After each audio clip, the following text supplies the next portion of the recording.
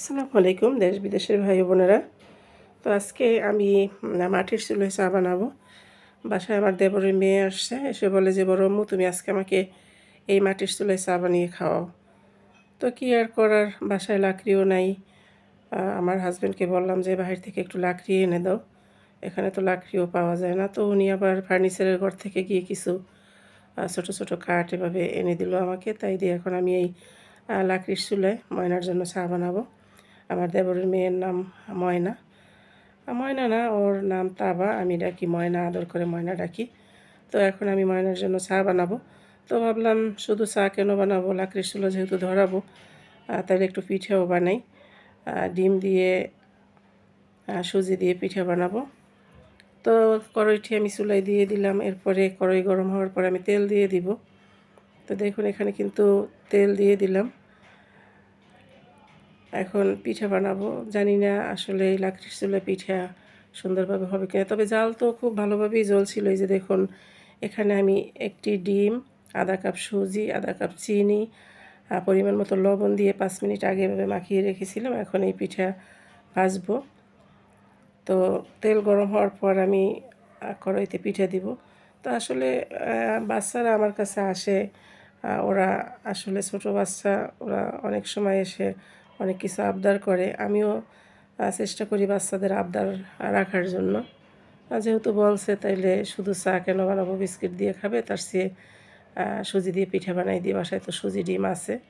এটা ভেবেই তারপরে আবার একটু সুজি গুলে এই যে এখন এই পিঠাগুলো বানাচ্ছি। ওরা 2 ভাই বোন আসছে বাসায়, কিন্তু আমার ছেলে মেয়ে কেউ নাই। আমি আর ওরা 2 ভাই বোন। তো এখন এই পিঠাগুলো আমি পিঠা বানাবো শেষে তারপরে আবার চা বানাবো। তো বন্ধুরা, এই যে মাটির চুলায় লাকড়ি দিয়ে জাল ধরাইছি, আ এটা কিন্তু আমার কাছে বেশ ভালো লাগছে এবং মনে হয়েছে যে এক নিমেষে আবার সেই ছোটোবেলায় ফিরে গেছি। ছোটোবেলায় এরকমের আমরা অনেক সুন্দর, সুন্দর ছোট, ছোট চুলো বানাইতাম, ছোট ঘর বানাইতাম। সেই ছোট ঘরে রান্না করার জন্য মা আবার হাঁড়ি পাতিল কিনে দিত। আ অনেক বাচ্চারা মিলে আমরা রান্না করতাম।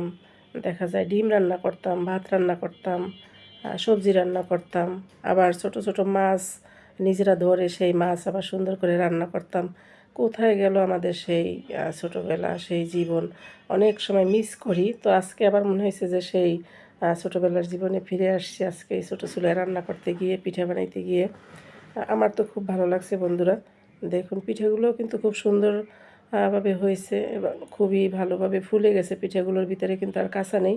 এরকমের ভাজার পরে বাদামি কালার হয়ে আসলে তারপরে পিঠাগুলো আমি নামিয়ে নিব। তো এরপরে আমি চা বানাবো। পাতিলের নিচে একটু কাদা মেখে দিয়েছি যাতে কালি না পড়ে বা পাতিল ধুইতে খুব সুবিধা হয় সেই জন্য। তো চায়ের পানি দিয়ে দিলাম। আমরা যেহেতু 3 জন, ঘরে 3 জনে চা খাবো। তো দেখুন কি সুন্দর চুলায় আগুন জ্বলতেছে। এর ফাঁকে আবার এই পিঠা আমি ময়নারে বললাম যে, "ময়না নাও পিঠা খাও।" আমি একটি ভেঙে দেখাই আপনাদের পিঠাগুলো আসলে কতটা সুন্দরভাবে হয়েছে এবং ভিতরে একদম তুলতুলে নরম। শক্ত হয় নাই কিন্তু তুলতুলে নরম একদম। খেতেও কিন্তু খুব ভালো। এবং ময়না খেয়েও বলছে, "বড় আম্মু পিঠাগুলো কিন্তু অনেক মজার হয়েছে। আমি যখন আবার তোমার বাসায় আসবো, আমাকে কিন্তু এরকমই পিঠা বানিয়ে খাওয়াতে হবে।" আমি আবার আমার 2 বাচ্চার জন্য এবং আমার হাসব্যান্ডের জন্য পিঠে রেখে দিয়েছি আর বাকিগুলা ওদের খেতে দিয়েছি। ওরা পুরোটা খেয়ে নিয়েছে।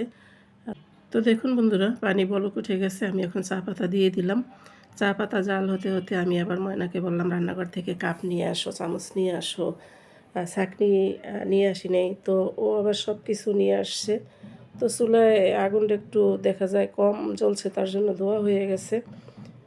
তো এরকমই করতে, করতেই দেখা যায় আ চা বানানোর শেষ পর্যায়ে চলে আসছি। ময়না কাপ নিয়ে আসছে। এখন আমি কাপের ভিতরে দুধ চিনি দিয়ে দিব। তো আমার এই ছোট্ট ব্লগ ভিডিওটি আপনাদের কেমন লাগলো? যদি ভালো লেগে থাকে তাহলে অবশ্যই লাইক, কমেন্ট, শেয়ার করবেন, সাবস্ক্রাইব করে পাশে থাকবেন এবং আপনারা সবাই আমাকে সহযোগিতা করবেন। আপনাদের সহযোগিতা ছাড়া আমার কিন্তু কোনো কিছু করাই সম্ভব না। আপনাদের সাপোর্ট চাই। আশা করি আপনারা সবাই আমাকে সাপোর্ট করবেন। আর এই যে দেখুন, আপনাদের বাসায় যদি এরকমের মাটির চুলা থাকে তাহলে মাঝে, মাঝে আপনারাও বাচ্চাদের এভাবে মাটির চুলায় চা বানিয়ে খাওয়াবেন, ডিম রান্না করে খাওয়াবেন। দেখবেন ওদেরও ভালো লাগবে, আপনাদেরও ভালো লাগবে। তো এই চুলাটা কিন্তু আমি সেই বরিশাল থেকে নিজ হাতে বানিয়ে নিয়ে আসছি। কিন্তু চুলাটা একটু বেশি ছোট হয়ে গেছে। যদি বুঝতাম যে চুলায় রান্না করব, তাহলে কিন্তু আমি আরেকটু বড় করে বানিয়ে নিয়ে আসতাম। যেহেতু অনেক দূর এরকমের আনা যায় না, তারপর আমি অনেক কষ্ট করে চুলাটা নিয়ে আসছি। তো ময়না ছাঁকনি আনতে গিয়ে ভুলে পুরনো একটা ছাঁকনি নিয়ে আসছে। এই ছাঁকনি দিয়ে আমি এখন চা ছেঁকে তাদের খেতে দিব, কি আর করার। তো বন্ধুরা, এই ছিল আমার আজকের ভিডিও। আমার ভিডিওটি যদি ভালো লাগে তাহলে অবশ্যই কমেন্ট করে জানাবেন। আর আপনারা কে কোন জেলা থেকে আমার ভিডিও দেখছেন কমেন্ট করে বলবেন, পরবর্তীতে আমি আপনাদেরকে ধন্যবাদ জানাবো। তো দেখুন বন্ধুরা, আমার চা বানানো শেষ এবং ভিডিওরও শেষ পর্যায়ে চলে আসছি। তো এখন আমি আর আমার ময়না দুইজনে চা খাবো, আর বাকিটা ময়নার ভাইয়ের। তো আবার কথা হবে অন্য কোনো ভিডিওতে। সেই পর্যন্ত ভালো থাকবেন, সুস্থ থাকবেন। আল্লাহ হাফেজ।